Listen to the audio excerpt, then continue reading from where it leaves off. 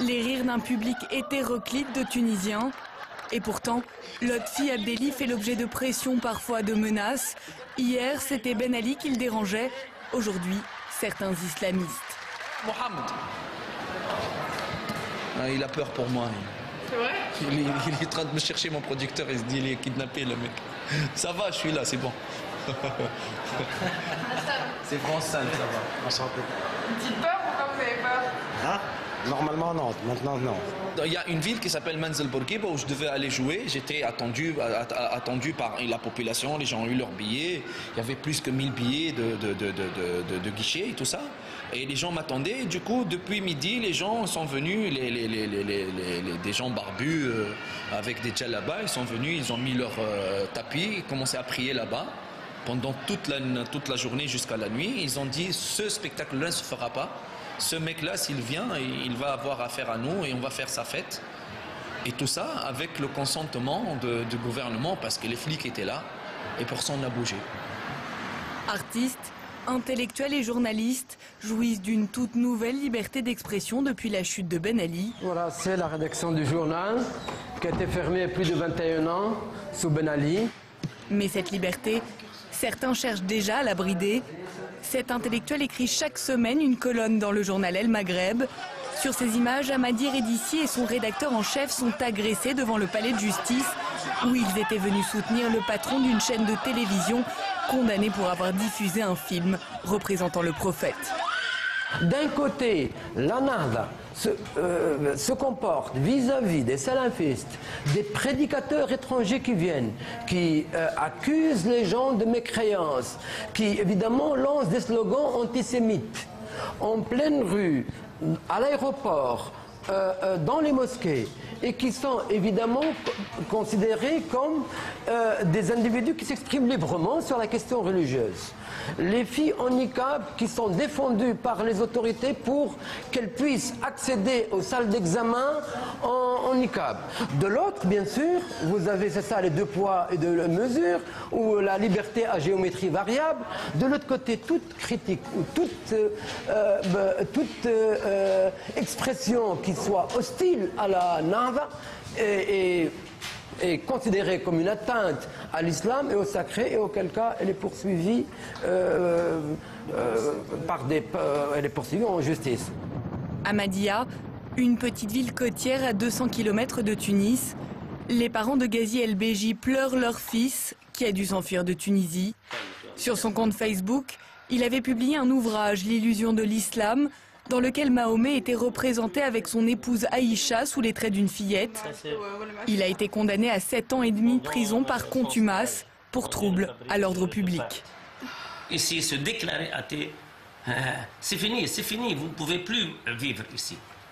Vous ne pouvez plus respirer cet oxygène-là. Et pour eux, tout le monde est en enfer, même vous, tout le monde, les chrétiens, les juifs, toutes les religions. Il n'y a de religion que l'islam. C'est depuis quand ça? C'est depuis que les salafistes font la loi. Je vous dis la vérité, depuis la Révolution. Parce qu'avant, ils étaient sous terre peut-être, avec les fourmis et les cafards. Et maintenant, ils font la loi. Ils font la loi, hein? Pour certains, les salafistes ont une influence réelle sur la politique menée par Ennahda. Le parti islamiste au pouvoir vient d'ailleurs de déposer un projet de loi visant à criminaliser l'atteinte au sacré, d'une peine de 2 ans de prison ferme. On a rétabli, ou on est en passe de rétablir, un délit de sacrilège, d'une certaine manière, en Tunisie. Quelle différence entre ces régimes de fer renversés? On a un peu de mal, pour être honnête, à comprendre la différence entre ce qui se passe en Irak, en Égypte, en Tunisie, en Libye, en Syrie, et par exemple ce qui se passait dans l'Iran du Shah ou dans la bascule qui a suivi. Où placer la Tunisie sur ce curseur-là, par exemple? Très loin de l'Iran, parce qu'il n'y a pas de Khomeini qui a renversé Ben Ali en Tunisie. C'était surtout des jeunes, des gens qui étaient des libéraux et non pas, même pas des islamistes d'Al-Nahda. Mais une fois que le régime renversé, c'est Al-Nahda qui est intervenu pour ramasser un peu la mise, parce que Al-Nahda a eu des réseaux. Il a cultivé ces réseaux clandestinement pendant la dictature, et il y a eu une prime aux opprimés de l'ancien régime. Au moment où les libéraux... Ce que disait ce père de famille en Absolument. parlant des salafistes, ils étaient sous terre avec les fourmis et les cafards pendant, si j'ose dire, l'ère Ben Ali. Et Al-Nahda, au moment Ils étaient où dans les d'autres autres pays et qui n'ont pas de interviennent réseau, violemment maintenant. ils sont éclatés, ils sont dispersés et n'ont pas réussi à s'organiser pour compter sur la scène politique. Ils sont vraiment éclatés en 1000 morceaux. Donc aujourd'hui, il y a une bipolarisation, mais c'est Al-Nahda et la Troïka qui compte, puisque Al-Nahda est sorti vainqueur des élections. Aujourd'hui, il y a deux conceptions en fait. La conception islamiste qui voudrait créer un État islamique, qui voudrait un ordre moral islamique ou islamiste, et une autre conception d'État de droit. Et le gouvernement d'Al-Nahda a fixé la barre au niveau de l'armement. Dès lors que les salafistes prennent les armes, comme ils l'ont fait une fois à la frontière libyenne, l'armée intervient, sinon c'est le débat qui se maintient. Et à ce moment-là, la violence qui n'est pas avec des Kalachnikov est tolérée. D'ailleurs, il faut rappeler que dans les cellules de Ben Ali, il y a eu les mêmes dirigeants d'Al-Nahda et les salafistes qui étaient dans les mêmes prisons. Ils se sont côtoyés et aujourd'hui, ils comptent sur les élections pour ratisser large et ramasser les voix des salafistes. Vous dites qu'il y a aujourd'hui complaisance à l'égard des salafistes incontestablement. De la part de qui? De la part des autorités, Nahda, oui. À Tunis, les nouvelles autorités aujourd'hui au pouvoir, bien qu'elles déclarent par exemple Ali Larid, qui est le ministre de l'Intérieur, a dit clairement qu'il y avait une menace de personnes qui étaient formées aux frontières algériennes et qui pouvaient arriver des frontières libyennes qui étaient des djihadistes donc formés.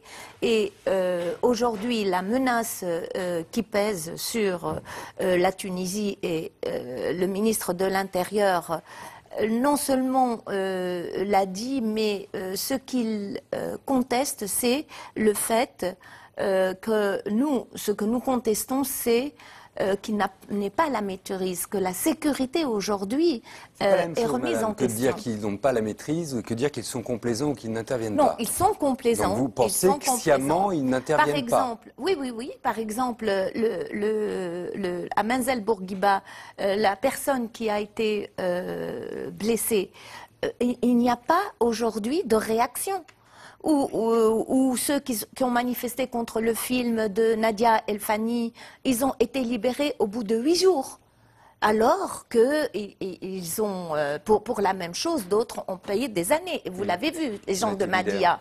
Donc il y a 2 poids, 2 mesures aujourd'hui qui révoltent réellement les Tunisiens en général, en disant, vous savez que maintenant, avec le gars de Mahdia, et c'est le premier réfugié politique tunisien que nous avons. Donc, il y a aujourd'hui de la part des Nahda une complaisance à l'égard des salafistes, sinon un peu plus. Il n'y a pas de réaction du tout. Avec ça Non, Pour le coup, ça semble objectif. Non, tout ce qui est dit est vrai, mais en même temps, il faut voir que la Tunisie est un État fragile aujourd'hui. C'est un État fragile. Il n'a pas encore des institutions stables, il n'a pas encore un gouvernement stable. Et ce n'est pas le ministre, M. Larid, qui est un islamiste pur jus, qui va aller défendre les gens. C'est bien sûr la police. La police, on n'a pas changé la police tunisienne. La police, c'est la police de Ben Ali, qui est toujours là. Bon, donc c'est un État qui est en construction. C'est très difficile. Donc il y a une majorité législative ou constituante relative, une police qui est la police de l'Ancien Régime, qui n'a pas de chef nommé par ce nouveau pouvoir. Qui a peur d'intervenir parce que lors de la Révolution, enfin, il y a des villages entiers où il n'y a plus de police. Les gens ont brûlé le poste de police. Je connais des villages tunisiens jusqu'à aujourd'hui qui n'ont toujours pas de poste de police. Vous dites on est dans un entre-deux, n'en tirons pas plus de conséquences que ça, c'est ça ? Il ne faut pas trop jeter la pierre aux autres parce que je ne suis pas sûr que même si demain Mme Belhassen est nommée ministre de l'Intérieur, elle pourrait faire mieux que ça. Je ne suis pas sûr. Non, je ne suis pas sûre de faire mieux que ça dans la question sécuritaire. Mais de juger les gens de faire juger les gens par un tribunal et de les condamner, ça, c'est possible. Alors, oui, c'est incontestable. Il y a un effet boule de neige. Antoine Basbous, on reviendra. Qu'on n'ait pas la maîtrise de la sécurité est une chose. Antoine Basbous.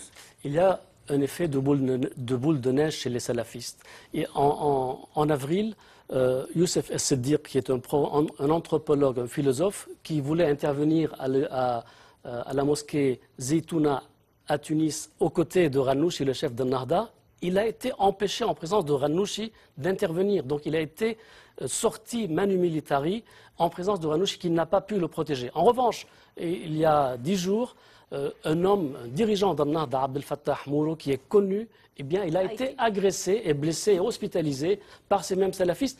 Et finalement, l'État ne réagit pas. L'État de droit ne réagit pas. Quand on pose la question au Premier ministre qui était à Paris fin juin, il fait un peu du chantage en disant, écoutez, nous avons 800 000 chômeurs, donnez-nous de l'argent pour calmer la situation. Il ne dit pas, alors qu'il vient récupérer ou chercher des investisseurs et des touristes, il ne dit pas, je vais instaurer un état de droit. Il dit, donnez-moi de l'argent pour instaurer l'état de droit. Or, pour rassurer les Tunisiens, les investisseurs, les touristes, il faut un état de droit. Ce qu'on a vu notamment avec ce jeune comédien, c'est pas d'accord. C'est une milice armée dangereuse. C'est pas une publicité formidable pour développer le tourisme en Tunisie. Et les 60 touristes qui ont été remis dans un avion, c'est triste de le dire, et je suis vraiment désolée de le dire. Il y a 60 touristes, il y a à peine 7 semaines qui ont repris l'avion parce qu'il y avait des salafistes. Les femmes étaient découvertes, je veux dire, elles étaient habillées normalement comme des personnes qui venaient de l'extérieur. Eh bien, elles ont repris l'avion. 60 touristes. Et dans une situation économique extrêmement tendu, où le poste tourisme est quand même un poste extrêmement important d'exportation pour la Tunisie. On voit comme la Tunisie est sur le fil, dans tout ce que vous dites les uns et les autres. Sur le fil, mais ça reste limité. Enfin, qu'il y ait des illuminés, qu'il y ait des extrémistes, etc. Tensions contradictoires. Oui, qu'on ne soit pas dans la capacité de les contrôler, etc. C'est assez normal. Et finalement, au regard de l'histoire qui est en train de se faire, si on se souvient de notre civilisation, de notre évolution française et autres, et d'autres périodes historiques, ça se passe plutôt bien jusqu'à présent. Donc il faut garder mesure et mettre tout ça en perspective. Disons que chat échaudé craint l'eau froide. La deuxième chose... Il y a une histoire, il y a une expérience, il faut tirer aussi les leçons de l'expérience, et on ne voit pas pourquoi... Aujourd'hui, cet État, sinon, pour revenir au mot de complaisance, Ranouchi l'a dit clairement dans ses 2 dernières interviews que la sécurité, ce n'était pas le plus important, c'était d'éduquer les gens. Donc, quand on lui pose directement la question, il dit mais ça c'est une question d'éducation. Donc la sécurité des gens n'est pas assurée aujourd'hui. La deuxième chose, c'est qu'il faut replacer ça aussi dans... à la fois la réalité de la société tunisienne dans sa complexité et dans les positionnements de ses partis pour effectivement récupérer la mise à l'issue d'un processus en train de se faire de constituante, etc. et de garder le pouvoir. C'est parfaitement juste. Et c'est pourquoi le parti de Nahda, comme tout parti politique sur Terre, utilise ses marges effectivement conservatrices à droite ou radicales, mais il faut dire aussi que ça correspond à l'état d'une société tunisienne qui est majoritairement conservatrice. Qui n'accepte pas tellement l'idée de l'athéisme, c'est-à-dire que ce qu'on a vu... de la laïcité, là on ne parle pas d'athéisme. Non, mais même on parle de la séparation. Je connais très peu de Tunisiens qui me disent je suis athée.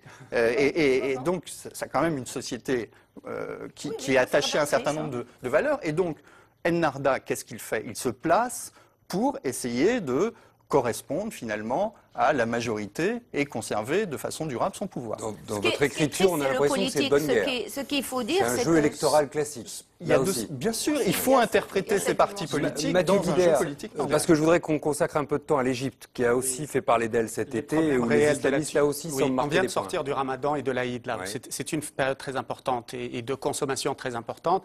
Les Tunisiens ont vu l'eau, l'électricité, le gaz, l'essence, tout a augmenté. L'eau a été coupée pour la première fois. L'UGET, qui est le syndicat majoritaire, a joué sur le feu pour obtenir des augmentations salariales considérables dans le même temps. Il y a des vrais problèmes économiques, les Tunisiens. La question de l'article 28 dans la Tunisie profonde, ils s'en fichent totalement. La question de savoir est-ce qu'il y a quelques salafistes qui attaquent... c'est le droit des femmes. Tout à fait. Est-ce qu'il y a quelques salafistes par-ci, par-là? La Tunisie profonde, sincèrement, ce n'est pas son vrai problème. Le problème, c'est le pain, l'électricité, l'eau, l'eau, peu d'argent sortir. Le peuple tunisien est hyper endetté. Alors que peut faire un Ennahda? Ma question, c'est elle vote quand? Cette Tunisie profonde ou cette Tunisie en général d'ailleurs? Parce que tout à l'heure on disait mars 2013. On vient d'annoncer que le vote serait pour octobre 2013. Voilà. Donc ils ont retardé. Donc on a devant nous une bonne année de surenchère potentielle. Absolument. Et ce que disait cette surenchère politique et les débats, c'est que le débat est vraiment dévié. Ce qu'il faut savoir, c'est que nous sommes dans des périodes électorales successives et que, évidemment, la sincérité est très relative de ces partis et celui qui paye vraiment le prix fort, c'est le Tunisien. Alors on va aller en Égypte maintenant, si vous le voulez bien, parce que l'été a aussi été marqué par ce que certains ont qualifié de coup de force du nouveau président élu, issu du mouvement des frères musulmans. Et il a semblé faire le ménage, on peut même dire qu'il l'a fait probablement. Mohamed Morsi vient de se débarrasser de plusieurs hauts dignitaires de l'armée, pourtant réputés État dans l'État. Il a désormais, lui aussi, sinon la haute main, du moins un pouvoir de veto sur ce que sera la future constitution. Virginie Plot. Mohamed Morsi a fait plier l'armée. Lui, qu'on disait sans charisme président par défaut, a mis fin à 52 ans de pouvoir militaire. Il y a 10 jours, à la surprise générale, il annonce la mise à la retraite du maréchal Tantaoui, 76 ans, chef du Conseil suprême des forces armées, l'homme qui dirigeait le pays depuis la chute de Moubarak. Officiellement, un simple renouvellement de génération. Les décisions que j'ai prises aujourd'hui n'ont jamais eu pour but de viser une personne en particulier ou d'embarrasser les institutions. Mon objectif ne pourra jamais être de limiter la liberté de ceux qu'Allah a conçus comme des hommes libres.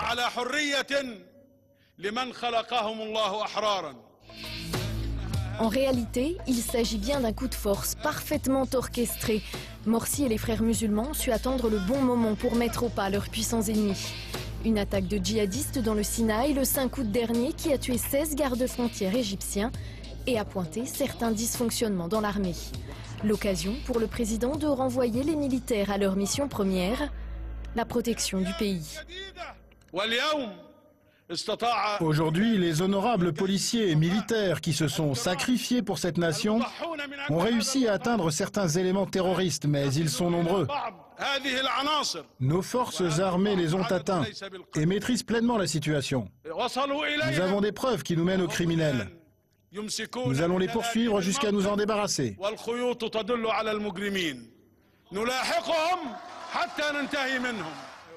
L'armée mise sur la touche. Mohamed Morsi en a profité pour renforcer ses pouvoirs. Désormais, il peut aussi légiférer en attendant l'élection d'un nouveau Parlement et même dissoudre la commission constituante. Le tout avec, semble-t-il, la bénédiction d'Hillary Clinton en visite en Égypte quelques semaines plus tôt. Une nouvelle donne politique qui fait le bonheur de ses partisans. Jeudi dernier, ils étaient encore des milliers place Tahrir à célébrer ces changements.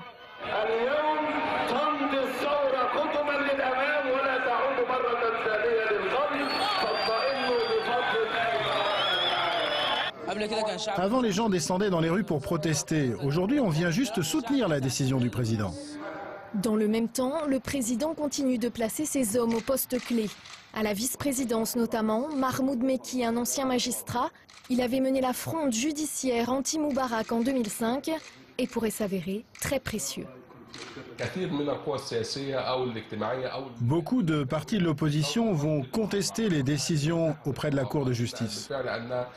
C'est pour ça que le docteur Morsi a décidé de choisir un vice-président au sein du judiciaire, pour l'aider à faire